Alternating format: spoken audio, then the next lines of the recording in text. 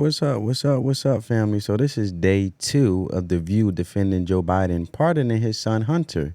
And this proves once again that they are not about the facts. They're actually about their feelings. But with no further ado, watch this, family. Welcome back, welcome back. Thank you. Let's talk about what's going on. So President Biden's full pardon to his son Hunter is being met with a strong reaction from the left side of the aisle, too. Take a look. What other father in America has the power to pardon his son or daughter if they're convicted of a crime? He didn't need to tell the American public, I will not do this. And he did. And when you made a promise, you got to keep it. I can't say why my colleagues are acting the way that they are. I can say that the American people are tired of us bringing a butter knife to a real fight. It's a gift to Donald Trump because he's going to come here and claim that he's just doing what Joe Biden did. And I think that is hurtful for the American people. You know what I think is hurtful for the American people?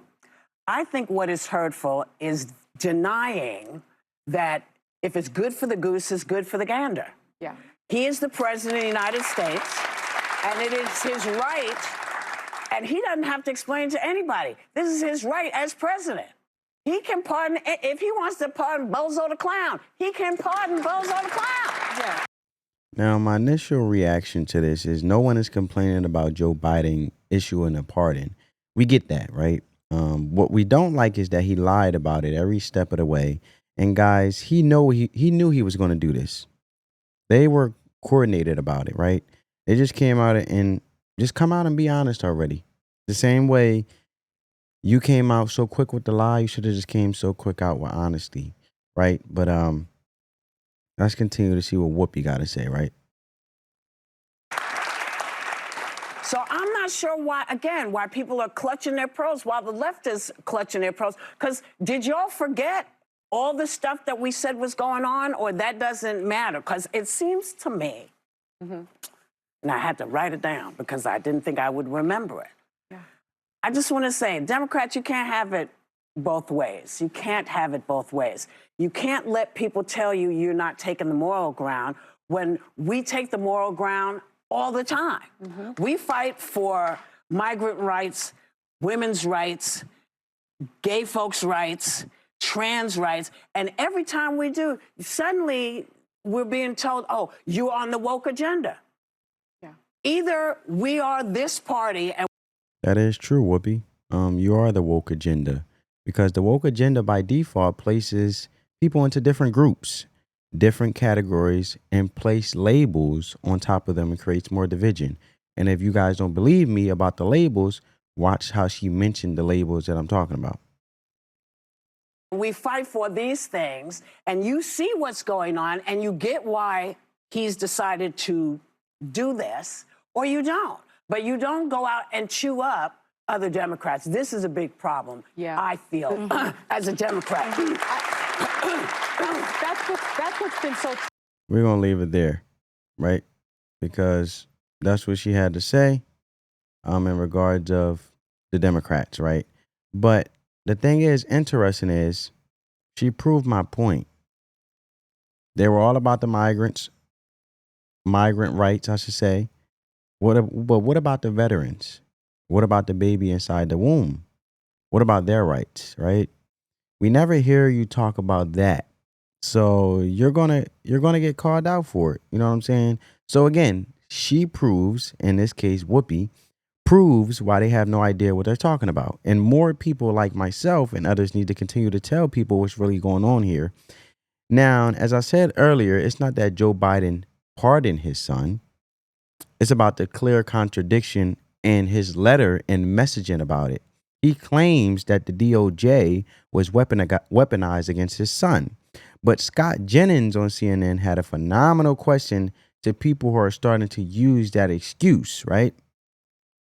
So I want to move on to that, and I want to show you guys that because it's very, very interesting how they like to move the goalposts and say things so ignorantly. Check this out. Nothing has changed. Can I ask a question? Do you all think that Merrick Garland should be fired because of this corruption at the DOJ? Again, I don't think there's corruption at the DOJ. I think the concern is the future DOJ is going to be corrupted. You think there's corruption there. You think this was a politicized witch hunt. But the Attorney General should be held accountable, no? These charges were trumped up because his name is Hunter Biden. But wouldn't you, if you were the president, would you believe the Attorney General? Let's consult our legal expert at the desk. If you Please thought there was, repeat what if you you said thought there was earlier. corruption, Nothing has changed. can I ask a question? Well, family, you guys seen that, right? But let's just do the math on this. First, if I ask you, is the DOJ weaponized against Trump? They always say, no, it's not. But then if I say, is Hunter Biden being selectively prosecuted by the DOJ? You will say yes. So tell me how you square all of that. But this is what's happening is the Democrats have to tie themselves into knots to justify this without being hypocritical.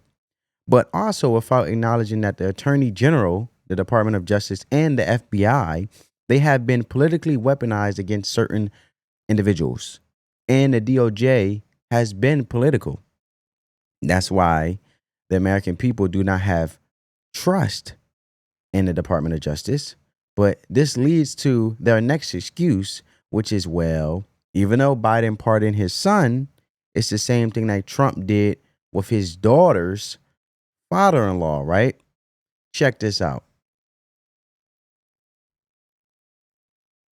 But the person on here, Charles Kushner, who was convicted for a crime. Did he go to jail? Yes, he was living in Alabama pardoned. He served time? But he was Yes, he pardoned. was Did in Hunter? prison.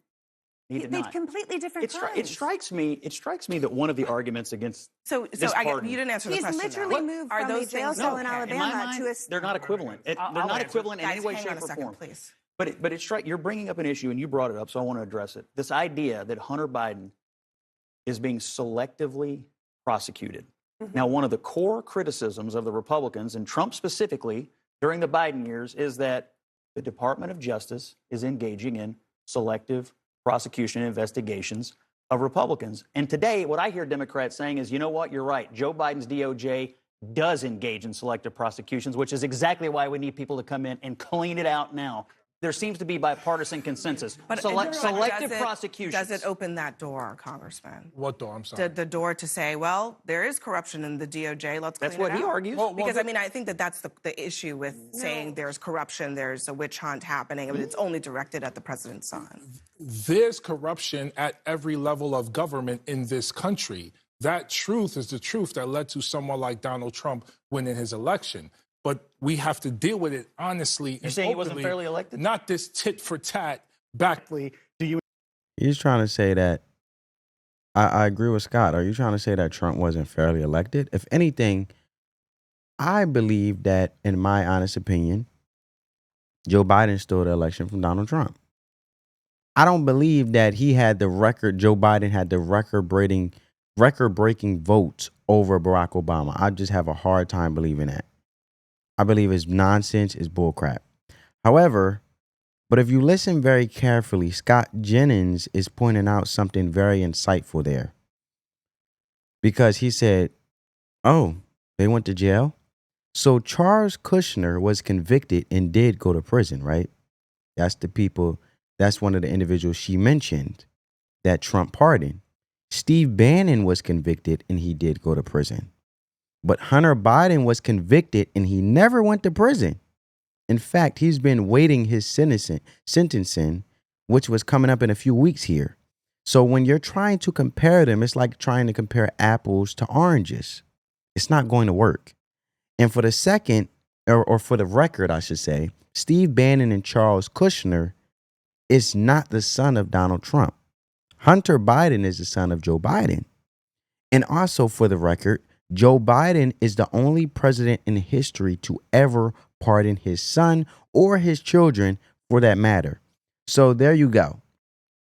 You know what I'm saying? And the key word that Joe Biden used himself, selective prosecution, which brings me back to my initial point. Selective prosecution is just a fancy way of saying what? That the DOJ was weaponized politically. But let's continue to see what these folks got to say. Or actually, I think do I have another video? Sorry, family, excuse me for a second here. Yeah, check this out.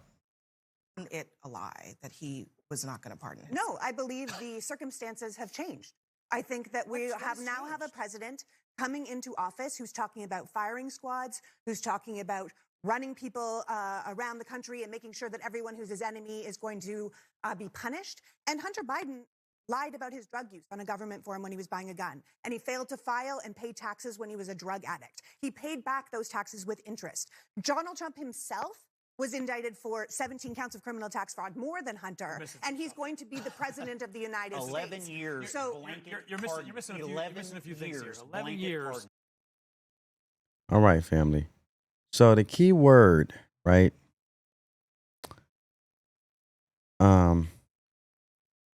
Selective prosecution, which I mentioned, which brings me back to my initial point. Selective prosecution is just a fancy way of saying that the DOJ was weaponized or has been weaponized politically. But they're not going to admit it or admit that to us or to you, because then that would confirm that everything Trump has been saying over the past 8 years, right?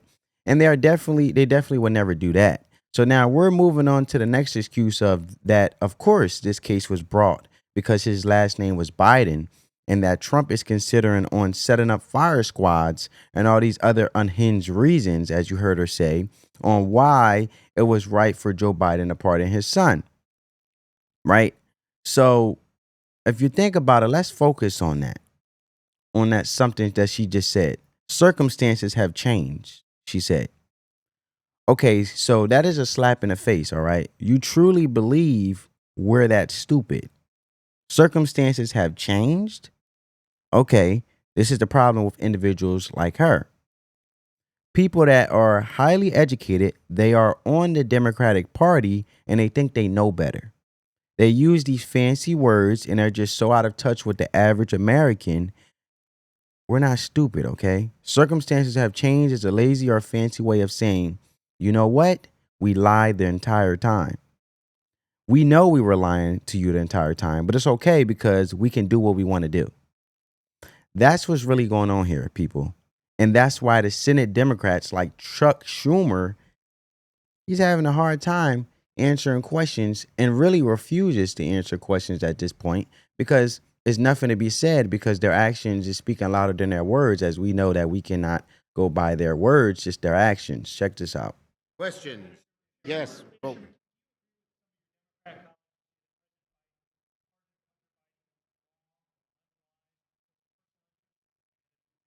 I got nothing for you on that. Let me do another video because they seem to cut out the audio for those asking questions, unfortunately. I don't know why, but we're going to figure it out from here because they cut out the reporters' questionings. And I want to make sure I can get the questions because they add the context altogether in its entirety. Yes. Vote. They cut it out on that one. Give me a second, family. Give me a second. Give me a second. All right. Let me see if I can find. Questions? Yes. Vote. They seem to have cut them out, so.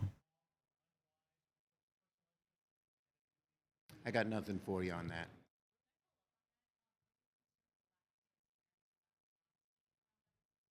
As I said, I got nothing for you on that. Nope.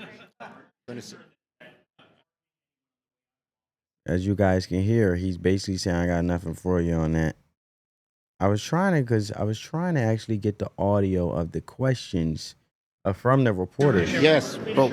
Do you agree with some of your Democrat colleagues who say that President Biden's pardon Hunter Biden was wrong or unwise, puts personal interest ahead of duty? I got nothing for you on that. Can I follow up on that? Are you concerned with the lack of transparency, lack of honesty around Biden's decision to pardon? As I said, I got nothing for you on that. Nope. That pardoning anyone on the way out of office, family members, sets a poor precedent. Thank you. I've got nothing for you on that. But the question is, they've talked about January 6th pardons. This is a playbook for incoming President Trump. Isn't this a problem? Did he not establish a bad precedent 4 pardons. I got nothing for you on that. Any other subjects? Any other subjects? And the crazy thing about how disconnected they are from the American people is average Americans just want people to tell them what it is. Don't lie to me like this, right? But I don't think they're willing to take that type of advice. As you guys can see, I made sure the reporters' questions weren't cut out because C-SPAN cut them out, as you can see, and they don't want to hear the reality of it or even put it on national TV, as you can see, or a well-known network like C-SPAN. But look, I don't think they would take advice from Joe Manchin either, which I think is very, very interesting because Joe Manchin is an independent and he has something to say about the entire situation in its entirety, which I believe, adds an interesting context to it. Check it out. As a father, I don't know of a father that wouldn't have done the same thing. What I would have done differently, and my recommendation as a counsel would have been, why don't you go ahead and pardon Donald Trump for all his charges and make it, it'd have gone down a lot more balanced, if you will. I'm just saying, wipe them out. What do you think this does for his legacy? I don't know. From that standpoint, it makes it difficult. Well, there you go, family. He makes a phenomenal point.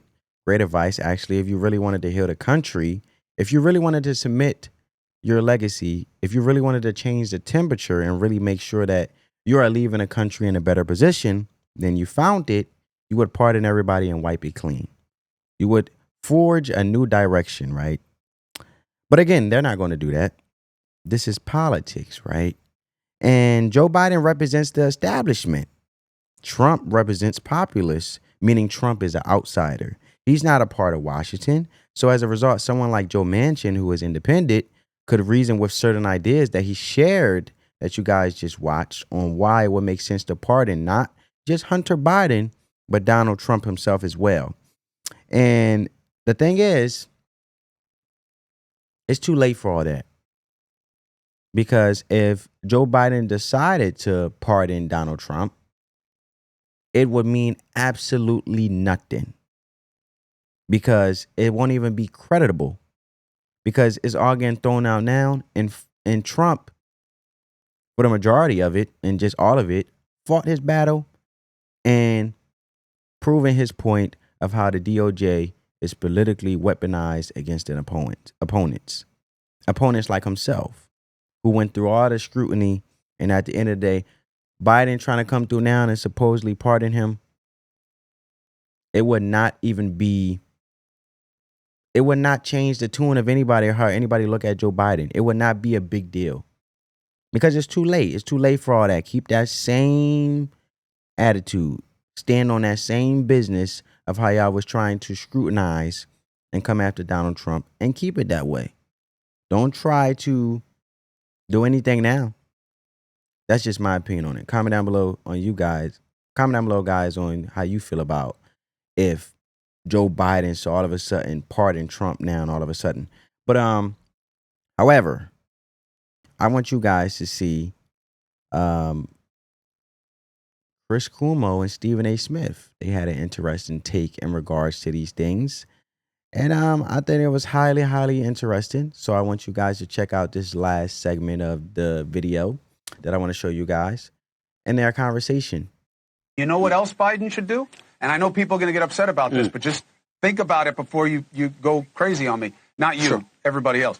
If I were he, I would pardon Trump. You know something? Trump. Honestly, I would say as this crazy as this sounds, Chris, that's exactly what I would do. That's exactly what I would do. Enough's enough. You know what?